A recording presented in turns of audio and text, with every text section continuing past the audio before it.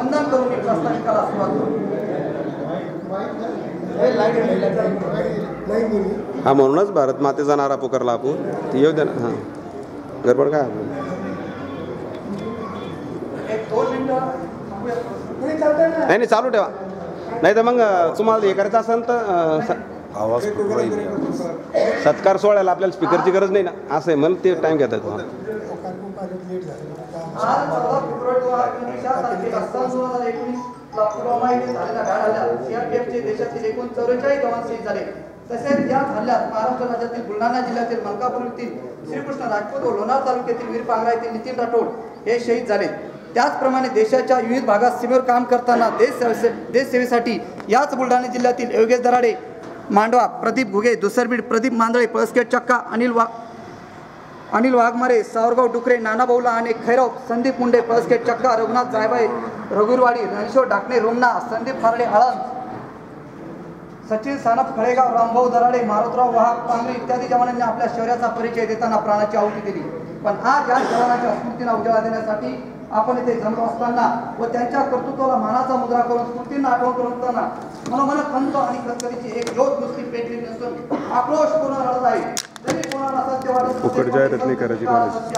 हे सत्य झाला कोणी सांगितले म्हणून माहीत होते, व्याकुलतेच्या भावनेतून कळत, पण याला मन आणि भावना जागृत असायला लागतात। तेव्हा कुठेतरी ही गोलावा झालेली पापणी आणि मनाची भावना मनाला बोलते। आज अनेक जवान प्राप्त होताना दिखावा तयार करायचा होतो, पण त्यांच्या अंतःकरणानंतर पाणाऱ्या पापण्या आणि वशालेले वाटे बघून ती नजर कधीच पाषाणासारखी होऊन वागायला लागते आणि मग मजाक उडवणारा तो समाज हा करून खायला उभा राहतो आणि भरतवकात सभा घेतल्याप्रमाणे बोलू लागतात की कुठं काय झालंय, तो गेला तरी खूप पैसा घेतला आणि सगळे मजा मारतायत। हे शब्द जेव्हा इकडून तिकडून कानावर पडतात ना, तेव्हा असं वाटतं की तो विरोधी जाण्यापेक्षा आम्ही एकाची गेलो होतो तर बरं झालं। या भावनेच्या बांधाला ना मन आवडू शकतं ना कोणती भावना आवडू शकते। आशीर्वाद किंवा मिळालेला पैसा मग ते वाक्य का बोलतो असं समाजाला वाटू लागते, तो समाज बोलू लागतो। म्हणून समाज असं सांगावं लागतं बोलू नका, हा बोलू शकतो कारण पैसा मिळवता येतो, पण वाट थांबलेला किंवा विरगती प्राप्त झालेला मुलगा, भाऊ, बाप, पती शिकत नाही कधी। म्हणून यांनाच आधार एक विजेचा स्रोत म्हणून पुढील आयुष्यात येणाऱ्या अडचणींना सामोरे जाण्यासाठी एक दमदार साथीची व पाठीशी खंबीरपणे साथ देण्यासाठी व आठवणीत भटकलेल्या चालण्याची उमेद देऊन सन्मान करण्याची प्रेरणा मिळावी यासाठी हा कार्यक्रम आयोजित केलेला आहे। तसेच याबरोबर भारतीय सेनेतील जवानांना ज्याप्रमाणे सेवानिवृत्त झाल्याच्या नंतर एक आर्मीचा दर्जा मिळतो व त्या दर्जाच्या आधारावर त्यांना आरक्षित जागा मिळवून राज्य सरकारच्या वतीने तात्काळ नोकरी बहाल केली जाते। अनेक घरात माफी मिळते, सैनिक कल्याण बोर्ड सदस्यत्व मिळते, तसेच कॅन्टीन मध्ये सुविधा उपलब्ध करून देण्यात येते। पण कोणाला लागू आहे? फक्त भारतीय सेनेतील जवानांना।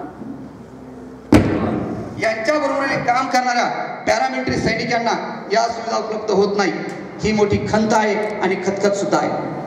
म्हणून सैनिक नाही, हे सैनिक नाही का, यांना वेगळा न्याय का? म्हणून पॅरामिलिटरी सदराखाली येणारे जे फोर्स आहेत, मग ज्यामध्ये सीआरपीएफ असो, बीएसएफ असो, एसएसबी असो, आयटीबीपी असो, यांना पण एक्स आर्मीचा दर्जा मिळायला हवा, राज्य शासनाकडून नोकरी मिळायला हवी, सैनिक कल्याण बोर्ड सदस्यत्व मिळावे, 2005 नंतर बंद करण्यात आलेली जुनी पेन्शन योजना सुद्धा यांना लागू करण्यात यावी। यासारख्या असंख्य बाबींचा लाभ या पॅरामिलिटरी सदराखाली येणारे सैनिक यांना पण मिळावा आणि यासाठी संपूर्ण पक्षातील लोकप्रतिनिधी यांनी विधानसभेत असो की संसदेत यावर शासनादेश पारित करून त्यांना न्याय द्यावा।